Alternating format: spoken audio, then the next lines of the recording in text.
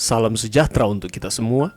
Pelajaran Sekolah Sahabat dengan tema utama Surat Efesus, pelajaran keempat, bagaimana Tuhan menyelamatkan kita. Rabu, 19 Juli. Kini diberkati selamanya oleh kasih karunia. Bandingkan rencana keselamatan Allah dalam Efesus 1 ayat 3 dan 4 dengan hasil kekal dari rencana yang dijelaskan dalam Efesus 2 ayat 7. Apakah elemen penting dan tujuan dari rencana keselamatan Allah? Upacara wisuda adalah perayaan yang luar biasa, baik untuk taman kanak-kanak atau PhD. Kelulusan menandai pencapaian penting, perpindahan ke tahap kehidupan atau karir yang berbeda.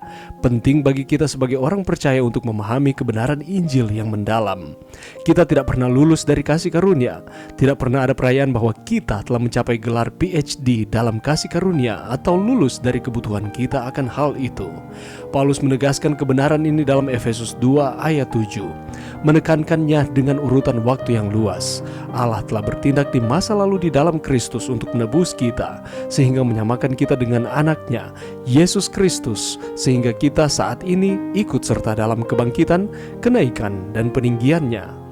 Namun, rencana Tuhan tidak berakhir dengan masa lalu yang penuh rahmat dan masa kini yang dipenuhi belas kasihan.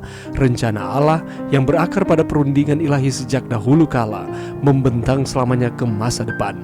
Ini mencakup semua masa yang akan datang. Rencananya untuk masa depan yang kekal didasarkan pada asas yang sama dengan tindakannya di masa lalu dan sekarang. Asas kasih karunia. Pada masa yang akan datang, ia menunjukkan kepada kita kekayaan kasih karunia-Nya yang melimpah-limpah, sesuai dengan kebaikannya terhadap kita dalam Kristus Yesus. Paulus berpikir tentang kasih karunia Allah sebagai harta atau kekayaan yang nilainya tak terduga, dari mana orang percaya ditarik untuk memenuhi kebutuhan apapun. Kemurahan hati Allah yang agung terhadap kita ini menjadi sebuah pernyataan kasih karunia-Nya yang mengesankan, kekal, dan kosmik.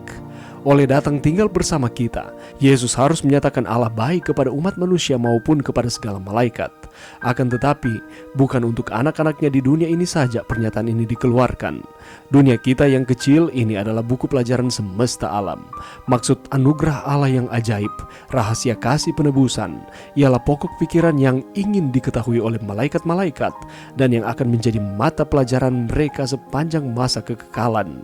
Baik umat tebusan maupun makhluk-makhluk yang tidak jatuh ke dalam dosa akan mendapat ilmu pengetahuan serta nyanyian mereka itu di salib Kristus. Akan tampaklah kelak bahwa kemuliaan yang bersinar pada wajah Yesus itu ialah kemuliaan kasih yang lahir dari pengorbanan diri. Alfa dan Omega jilid 5 halaman 13. Pelajaran yang bisa kita dapatkan pada saat ini.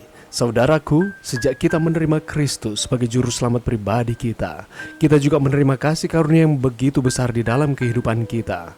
Kalau kita melihat di dalam Efesus 2 ayat 4 dan 5, di sana dikatakan tetapi Allah yang kaya dengan rahmat oleh karena kasih-Nya yang besar yang dilimpahkannya kepada kita telah menghidupkan kita bersama-sama dengan Kristus, sekalipun kita telah mati oleh kesalahan-kesalahan kita, oleh kasih karunia kamu diselamatkan. Kita yang telah mati oleh karena dosa-dosa dan pelanggaran kita telah dihidupkan kembali bersama-sama dengan Yesus Kristus. Sehingga sejak kita ada di dalam Kristus, tubuh dosa telah hilang kuasanya dari kehidupan kita. Kita tidak lagi hidup di bawah kuasa dosa. Kita bukan lagi hamba dosa, tetapi sebaliknya kita hidup di bawah kuasa kasih Tuhan Yesus Kristus. Dan inilah yang ditekankan oleh Rasul Paulus kepada jemaat yang ada di Efesus dan juga kepada kita yang hidup di akhir zaman ini. Oleh kasih karunia-Nya kita diselamatkan. Kita yang telah mati karena kesalahan dan pelanggaran kita, tetapi di dalam Kristus kita dibangkitkan dan dihidupkan kembali. Allah telah menganugerahkan keselamatan kepada kita, dan hal ini merupakan suatu pengharapan yang pasti bagi kita orang-orang yang percaya kepadanya. Lebih lanjut lagi di dalam ayat 8 dan 9 di sana dikatakan, sebab karena kasih karunia kamu diselamatkan oleh iman. Itu bukan hasil usahamu, tetapi pemberian Allah. Itu bukan hasil pekerjaanmu. Jangan ada orang yang memegahkan diri. Itulah sebabnya, jika kita benar-benar paham akan hal ini, semuanya itu bukan karena perbuatan-perbuatan kita, semuanya itu bukan karena usaha-usaha kita, semuanya itu bukan karena kebaikan, kesalehan, kekayaan, kepintaran, posisi kedudukan kita, ataupun karena status kita, tetapi karena kasih karunia Allah yang begitu besar di dalam kehidupan kita. Paulus berpikir tentang kasih karunia Allah sebagai harta atau kekayaan yang nilainya tak terduga. Dari mana orang percaya ditarik untuk memenuhi kebutuhan apapun. Kemurahan hati Allah yang agung terhadap kita ini menjadi sebuah pernyataan kasih karunia-Nya yang mengesankan, kekal, dan kosmik. Dan ketika Paulus menyatakan mengenai kasih karunia oleh iman, ia tidak mengatakan bahwa kita diselamatkan hanya oleh kasih karunia atau hanya oleh iman saja. Kasih karunia menghasilkan iman. Iman adalah penerimaan kita akan kasih karunia Allah yang dimanifestasikan kepada kita. Oleh karena itu, janganlah kita sekali-kali memegahkan diri atas segala pencapaian yang kita dapatkan. Karena keselamatan itu adalah pemberian cuma-cuma yang diberikan oleh Allah yang kita terima melalui iman.